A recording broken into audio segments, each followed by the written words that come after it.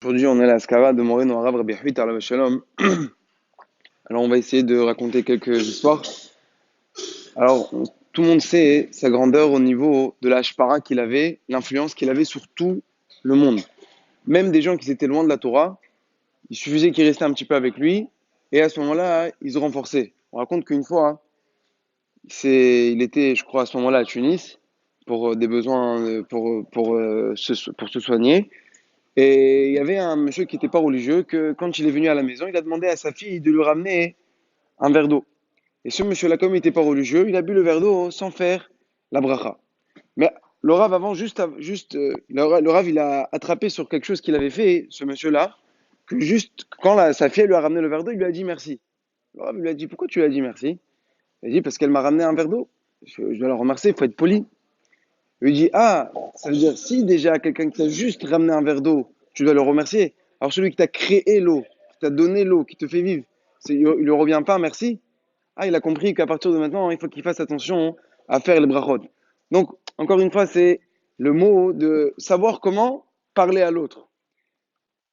À part ça, on dit dans les drachot qu'il faisait, quand parfois il y avait un sujet qui était urgent, le Rav, il rassemblait tout le Kahal, et avec ça, les gens, tout le monde comprenait le message que le Rav il voulait transmettre.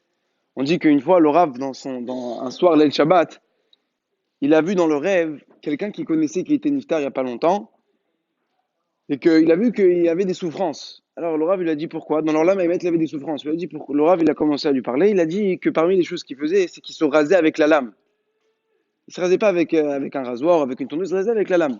Et on sait, Hazé Shalom, que se raser avec la lame, sur chaque fois, on est envers sur Hamesh Malkouyot, Baltashrit. Alors le Rav, il a voulu trouver comment faire un Elou Nishama à ce monsieur.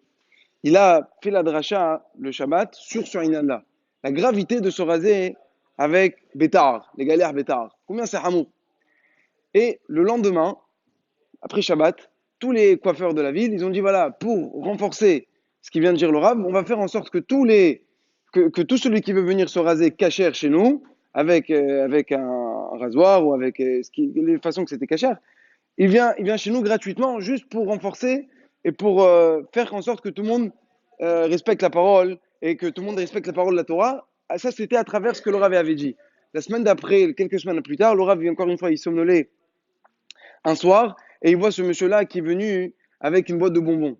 Pourquoi? Pour le dire que, comme c'est un siman, pour dire que grâce à la dracha qu'il a fait, ça a été mématek les dinim. Les gens, ils ont fait tchouva grâce à ça et ça l'a allégé dans les dinim qu'il avait. Ça, c'est deuxième chose en rapport avec la force, la shpara qu'il avait. On sait aussi comment ses élèves, ils étaient attachés à lui. On dit qu'une fois, avec quelqu'un qui est venu, un rave qui est venu pour voir le rave un matin, et il cherche le rave. Il voit les élèves, ils étaient assis en train d'étudier. Il cherche le Rav, il est où? Il cherche, il voit que le Rav, il n'était pas là. À ce moment-là, le Rav, il était rentré pour manger après la tefila rapidement. Alors il dit, c'est pas possible, moi je demande, il est où le Rav? Pas, je suis sûr que le Rav, il est là. Il dit, non, le Rav, il est pas là, il est rentré. Il dit, moi j'étais sûr et certain que quand j'ai vu que tout le monde était en train d'étudier, quand j'arrive comme ça, il n'y a pas de Rav, tout le monde est en train d'étudier sérieusement, personne ne parle, personne ne bouge. Ça, c'est tellement ils avaient un kavod envers le Rav que même quand le Rav, il n'est pas là, c'est comme si qu'il était là. Comme ça, c'est un ratzat kavod envers le Rav. Alors on va finir juste avec un point d'Alaha qui est écrit dans les Sfarim du Rav, dans un des Sfarim du Rav, que on sait que Shabbat, on n'a pas le droit de parler d'acheter ou de vendre, de dire à quelqu'un donne-moi un litre, ça fait tant d'argent. Quelqu'un qui va chez quelqu'un qui vend, par exemple chez lui à la maison, il a du vin ou de l'huile, il dit voilà, donne-moi 3 bouteilles, 3 litres d'huile, et lui il dit ça fait 3 euros. Ça, on n'a pas le droit à Shabbat. Il peut prendre, mais sans parler d'argent. Il peut prendre et chacun il retient combien chacun il a pris.